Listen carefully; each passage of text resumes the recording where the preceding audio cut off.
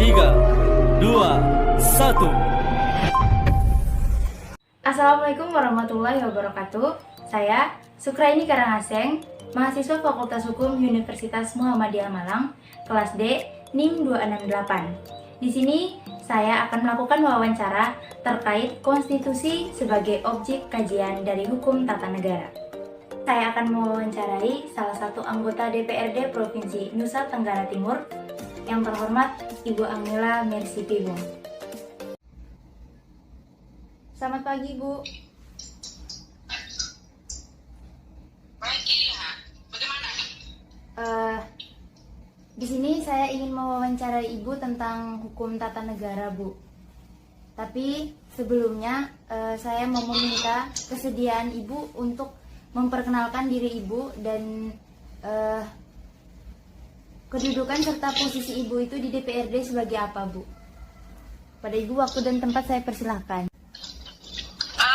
Nama saya Angela Mercy Pibung. Saya diutus dari fraksi PKB. Saya di Komisi 3 itu membidangi keuangan, dan saya di fraksi PKB. Baik, makasih, Saya Bu. sebagai anggota saya. Saya langsung saja ke pertanyaannya, Ibu. Jadi seperti yang Iya. kita tahu, kalau hukum tata negara itu adalah bentuk hukum yang mendefinisikan keterkaitan antara lembaga negara, legislatif, eksekutif, dan yudikatif. Di dalam hukum tata negara itu sendiri menggunakan konstitusi sebagai objek kajiannya. Nah, di sini yang mau saya tanyakan adalah menurut Ibu, apa alasan konstitusi itu dapat dijadikan sebagai objek kajian dari hukum tata negara itu sendiri, Bu?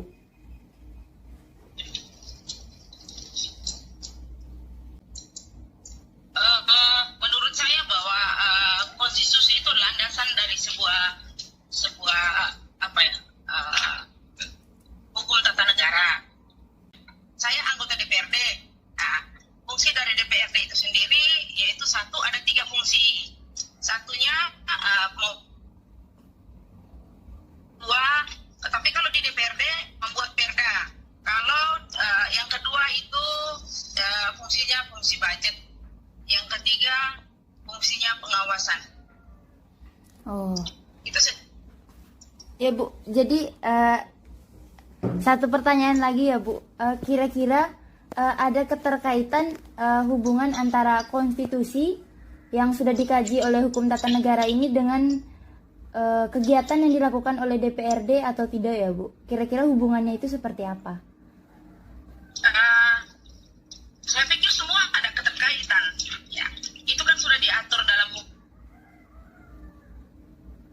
antara DPRD, kegiatan di DPRD dengan konstitusi itu sendiri. Ya. Kalau tidak ada keterkaitan ya, ini bukan lagi ya, fungsi dari DPRD itu sendiri gitu. Bagi saya bahwa keterkaitan sangat erat, karena fungsi dari budget, pembuatan undang-undang itu sendiri, itu tujuannya yaitu untuk konstitusi. Baik, terima kasih, Bu. Mungkin ada yang lain? Hanya itu saja, Bu. Saya pikir ada hal lain yang mau digali soal peran kami di anggota DPRD seperti apa, bagaimana di rakyat seperti apa, tidak? Kalau masih ada cukup waktu bisa dijelaskan, Bu. Bagi kami sebetulnya kami yang duduk di lembaga dewan ya, Iya, Bu. itu tujuan sebetulnya untuk kepentingan rakyat. Ya. Nah, tujuan sebetulnya untuk kepentingan rakyat. Bagi saya bahwa bekerja di lembaga ini ya harus total gitu. Saya DPRD provinsi yang sudah 3 periode. Sudah duduk 3 periode, Adik. Iya, Bu. Periode pertama itu saya dari partai PKPB. Ya. Nah, itu tahun 2009-2014. Setelah itu, karena partai tidak lolos verifikasi, saya pindah ke Partai Hanura. Ya, Bu. Partai Hanura 2014-2019, 2000 akhir tahun 2000 mau masuk menjelang pileg, saya di PAW oleh Hanura karena katanya tidak loyal terhadap partai waktu itu menjelang pilkada gubernur. Ya, Tapi Bu. tidak ada alasan yang jelas, tidak ada alasan mereka memecat saya karena tidak terbukti. Tapi ya itulah kewenangan dari partai politik. Akhirnya saya buat keputusan untuk pindah di PKB. Saya merasa bahwa saya ya selama duduk di lembaga dewan ya, walaupun sudah 3 periode, saya merasa belum total gitu kerja untuk rakyat. Karena saya melihat anggaran yang ada ya, terutama di kita di provinsi ya, dengan PAD-nya yang lumayan kecil, Iya, Bu. dengan kondisi topografi kita yang begitu sulit. Bagaimana kita mau berbuat banyak untuk rakyat kayaknya sulit sekali. Berarti ada sangkut pautnya dengan anggaran juga ya, Bu, kekurangan anggaran. Tadi itu sampai di mana ya?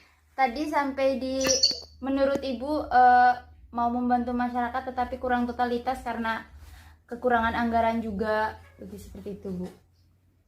Oh ya, makanya saya memang ya kita di NTT ini karena soal topografi yang begitu susah ya, wilayah kita yang begitu luas dengan PAD kita NTT ini yang sangat terbatas, makanya masyarakat ya kami sebagai wakil rakyat selalu mendukung pemerintah dalam hal anggaran, tetapi karena dengan kondisi anggaran kita yang terbatas seperti ini ya, kami sebagai wakil rakyat ya itulah tugas kami membantu rakyat, menyuarakan aspirasi rakyat. Kalaupun ya banyak yang minta kami belum penuhi, ya itulah kondisi bukan berarti kami tidak berjuang untuk kepentingan rakyat. Karena seringkali kami turun ke lapangan, masyarakat selalu mengeluh bahwa oh begini. Saya bilang, wah ini berapa kuat uang kita gitu. Hanya aspirasi pasti tetap disampaikan ke pemerintah. Tidak bisa dalam 1 tahun anggaran kita fullkan ke, misalnya saya kali ini saya bersuara untuk nagih keo. Tidak mungkin tahun ini saya fullkan untuk nagih keo saja, kan ada dapil saya juga gitu. Iya. Makanya sebagai wakil rakyat tetap berjuang untuk kepentingan rakyat. Saya saja yang sudah 3 periode saya merasa belum apa-apa gitu, saya total buat rakyat gitu. Bisa dimengerti, Bu. Punya Ada S2 ya? baru semester 2, Bu. Oh, S1. Iya. Oke deh, sukses ya deh. Ya, Bu, terima kasih. Semoga Ibu juga bisa totalitas untuk memenuhi kebutuhan masyarakat juga, Bu. Ya, didoain. Ya, Bu. Biar besok ada juga seperti saya ya. Amin. Siapa tahu ya. Makasih, Bu. Salam buat keluarga di Bali. Ya, Bu, siap. Nanti saya salamkan. Salam untuk mama, salam untuk semua. Ya. Sukses selalu ya deh. Ya, Bu, siap. Sukses juga untuk Ibu, Bu. Oke deh. Ya, terima kasih, Bu. Selamat pagi. Pagi, Bu. Sekian wawancara singkat oleh saya. Semoga bermanfaat dan sampai jumpa. Wassalamualaikum warahmatullahi wabarakatuh.